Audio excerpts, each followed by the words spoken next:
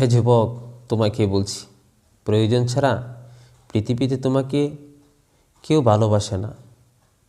যারা ভালোবাসে তারাই হলেন বাবা মা। নিজের বুকে হাজারো কষ্ট নিয়ে সন্তানের সবসময় সব সুখ পূরণ করেন, তিনিই হলেন বাবা। মায়ের পায়ের নিচে সন্তানের বেহেশত।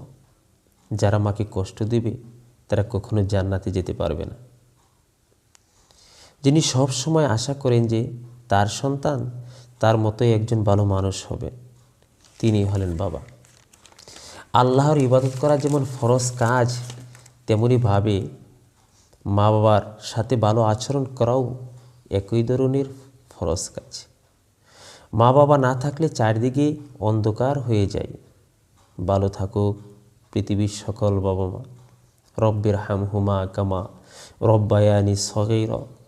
হে আল্লাহ, হে আমাদের পালনকর্তা, তাদের উভয়ের প্রতি রহম করুন, যেমনইভাবে তারা আমাকে শৈশবকালে লালন পালন করেছে। আল্লাহ হাফেজ।